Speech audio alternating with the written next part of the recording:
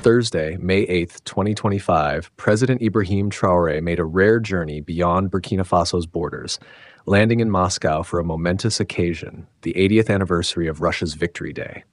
It was only the second time Traoré had visited Russian soil since the 2023 Russia-Africa Summit, underscoring the significance of this visit. This wasn't just another diplomatic stopover, it was a carefully chosen moment, attended by just 7 African leaders, including Traoré, and dignitaries from Egypt, Zimbabwe, and Congo.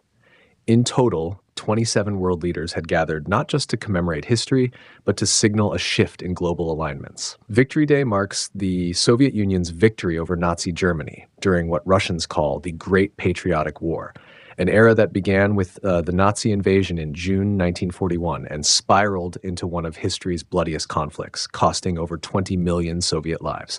From the ruins of Stalingrad to the decisive clash at Kursk, the Red Army pressed forward, eventually seizing Berlin and securing a hard-won triumph. For Russia, this day is more than a date on the calendar. It is a deeply emotional ritual of mourning, pride, and defiance. For African leaders like Traoré, standing alongside President Vladimir Putin on such a day carries immense symbolic weight. It is a gesture that goes beyond paying homage to the past. It may well mark the beginning of a deeper geopolitical realignment. Though the war ended 8 decades ago, its legacy still resonates powerfully in the Russian psyche. Victory Day is not merely a celebration, it's a national identity forged in sacrifice and resilience. When Nazi Germany surrendered on May 9, 1945, the Soviet Union erupted in relief and jubilation. But it wasn't until 1965, 2 decades later, that Victory Day was officially recognized as a national holiday. From then on, Red Square became the stage for an annual display of military might, with tanks, jets, and war heroes parading beneath the Kremlin's watchful eye. However, after the Soviet Union's collapse in 1991, the holiday lost its prominence, until Vladimir Putin revived it with striking force. Under Putin's leadership, Victory Day has transformed into a defining statement of Russian power, pride, and patriotism. And this year, its symbolism is more potent than ever.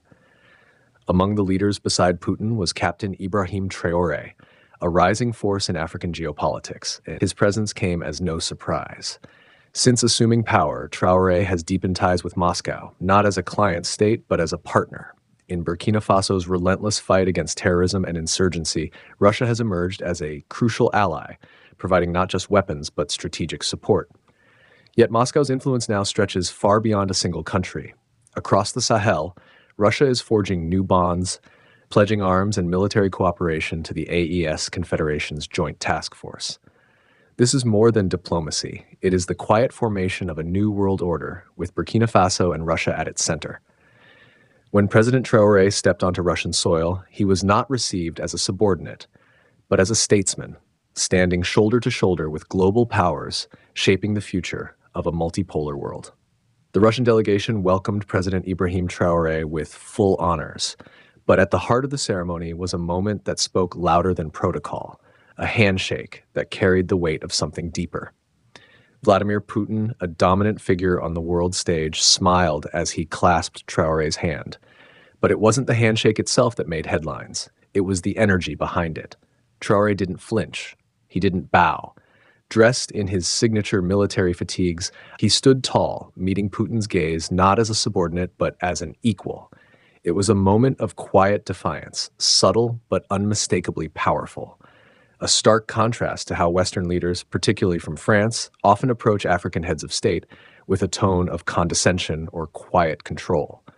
Here in Moscow, there was none of that. There was mutual respect.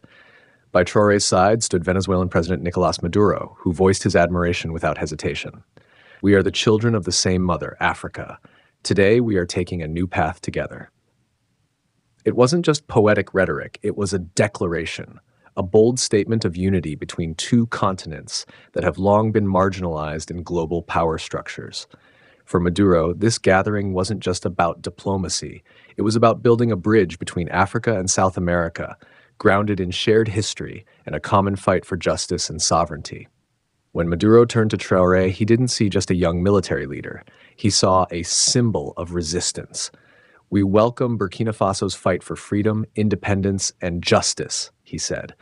his voice carrying far beyond the gilded halls of the Kremlin. But Traoré's presence in Moscow wasn't limited to parades and photo ops. Behind the scenes, something far more strategic was unfolding. While the world's cameras focused on the spectacle in Red Square, President Putin convened a discreet high-level meeting. Only a select few African leaders were invited: the presidents of Egypt, Congo, Guinea-Bissau, Zimbabwe, and Captain Ibrahim Traoré. This wasn't a spontaneous decision. Since Traoré's electrifying address at the 2023 Russia-Africa Summit, he had remained firmly on Putin's radar. And now, face-to-face in Moscow, away from the public eye, Putin was ready to speak directly, privately, purposefully, with the African leaders shaping tomorrow's geopolitical map. It was during that 2023 summit that the world truly began to take notice of Ibrahim Traoré. In a forum where diplomacy is often rehearsed and sanitized, Traoré delivered not a speech, but a shockwave. With fiery candor, he began by honoring Africa's overlooked contribution to the defeat of Nazism and fascism during World War II, reminding the world that African soldiers had stood shoulder to shoulder with the Soviet Union in that fight. But he didn't stop there. What followed was a pointed indictment of global hypocrisy.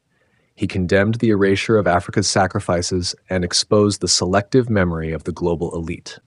Then came the moment that likely etched his name permanently in Putin's mind.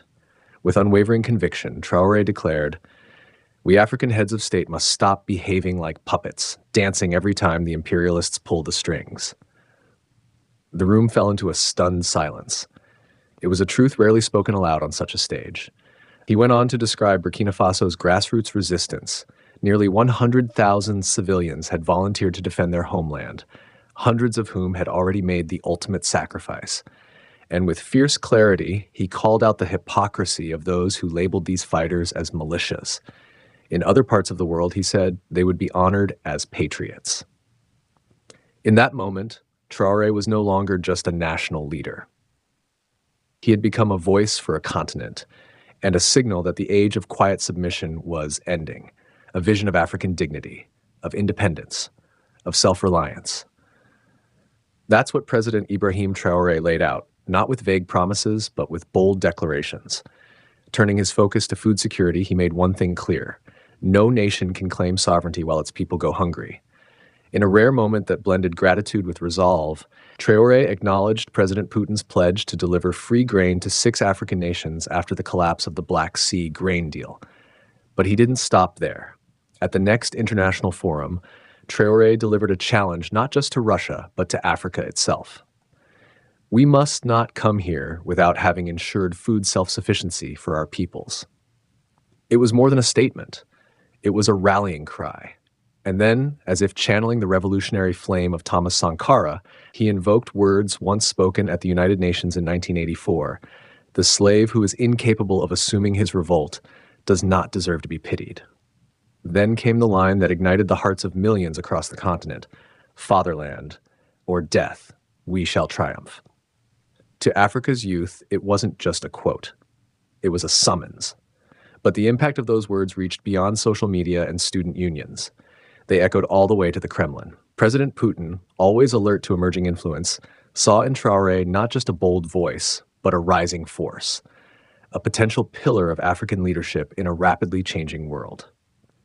That's why, on May 10th, 2025, after the Victory Day fanfare had faded and the global spotlight had shifted elsewhere, Putin arranged a private high-stakes meeting with Traoré. According to official sources from both Moscow and Ouagadougou, the two leaders will discuss everything from bilateral cooperation to broader regional strategies involving the Sahel. And the agenda doesn't stop there. Traoré is also scheduled to meet with members of the Confederation of Sahel States living in Russia, further deepening ties that stretch beyond official diplomacy. Behind the ceremonies and state visits, a deeper alliance is emerging, one that hints at a tectonic shift in Africa-Russia relations, led by a man once dismissed as a military upstart. Putin's decision to grant Traoré a one-on-one meeting isn't just diplomacy, it's a deliberate message, a message that Russia sees Burkina Faso's leader not as a junior partner, but as an equal, a statesman, a symbol of a broader continental awakening. It's a signal to the world. Burkina Faso, and by extension the Confederation of Sahel States, is fast becoming a key player in the new global order. Together, the leaders of Burkina Faso, Mali, and Niger are charting an unorthodox but deliberate course. The era of economic dependency and foreign-dictated governance is fading. These nations are reclaiming their futures on their own terms. Burkina Faso has taken decisive steps, nationalizing its natural resources and expelling foreign mining giants, particularly those from France. Meanwhile, Mali has entered a groundbreaking barter agreement, exchanging natural resources for military and technical support from Russia. Signed in 2023, this deal sidestepped traditional Western aid models entirely.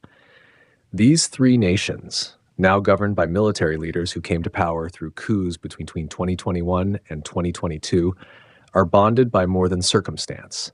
They share a vision, a mission, a belief that previous regimes were entangled in corruption and complicit in the exploitation of their nation's wealth. Now they are focused, determined to reclaim sovereignty, to secure their borders, to redefine leadership in West Africa. In the eyes of many across the Sahel, organizations like ECOWAS have failed to deliver lasting regional stability.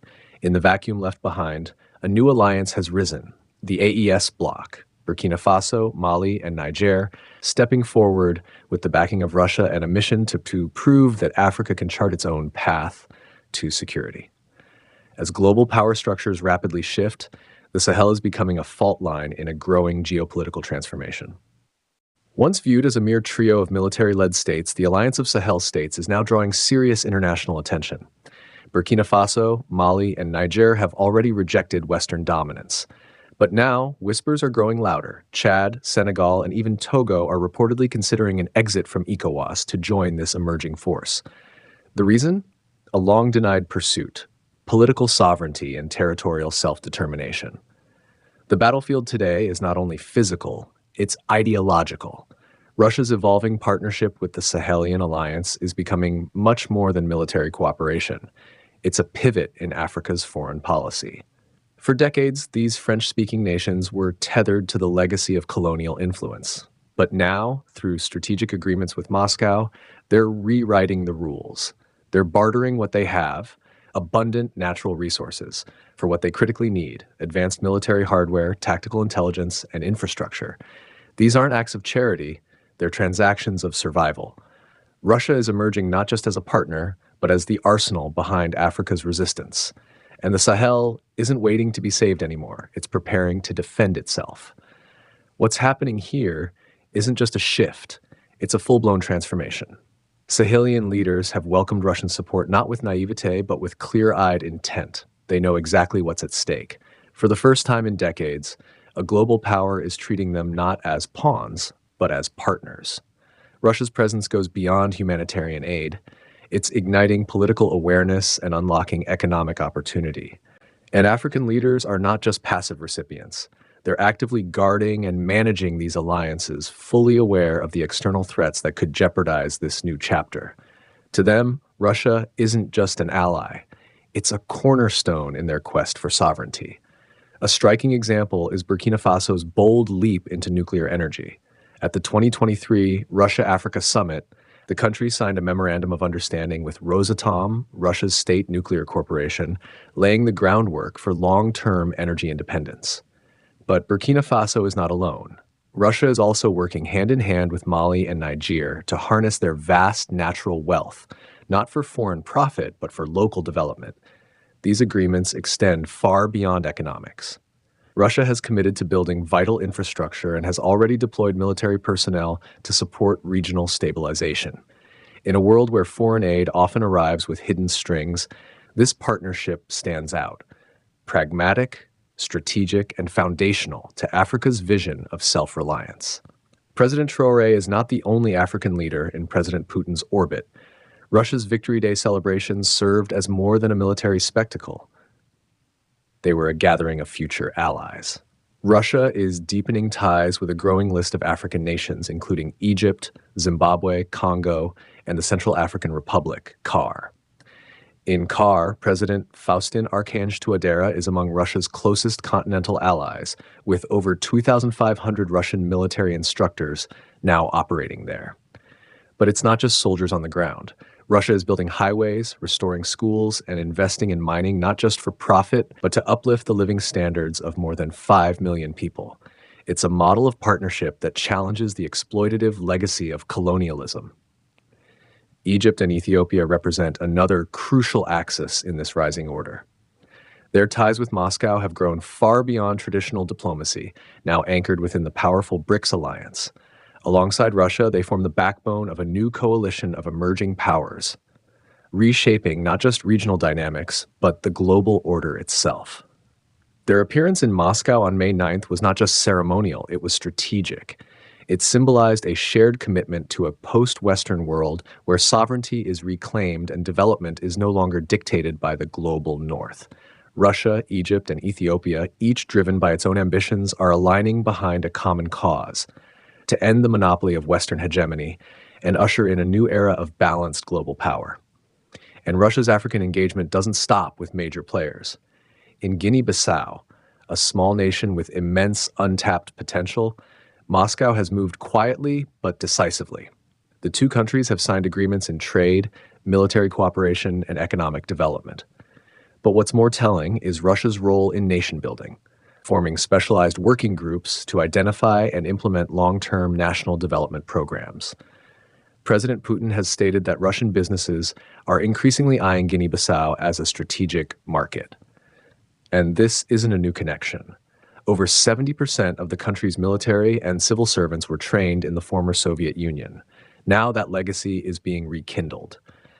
For the 2025-26 academic year, Russia has increased its scholarship offerings for young Guineans, sowing the seeds of a future generation shaped by Russian-African cooperation. African leaders have long emphasized the importance of historical truth, especially for the continent's youth. While many Western powers have whitewashed or rewritten their colonial past, one fact stands firm: the Soviet Union never colonized Africa. On the contrary, it stood shoulder to shoulder with liberation movements, offering support, not subjugation. In today's landscape of neo-colonial tactics, economic coercion, military dependency, and media manipulation, that legacy matters more than ever.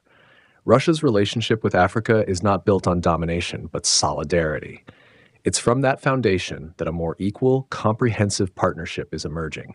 During the 80th anniversary of the Soviet victory over fascism, Russia honored a select group of African nations: Burkina Faso, Congo, Egypt, Equatorial Guinea, Ethiopia, Guinea-Bissau, and Zimbabwe, welcoming them not as subordinates, but as equals. It was a powerful signal. The path forward is one of mutual respect, shared struggle, and collective empowerment. Russia has consistently declared its commitment to supporting Africa's economic revival and helping eliminate the root causes of future conflicts. As Africa inches closer to realizing a genuine Pan-African identity, Russia stands ready to walk beside it. Both share a common vision: a multipolar world where no voice, no region, and no people are silenced by empire. The road ahead may be long, but for countries like Burkina Faso, the journey is well underway.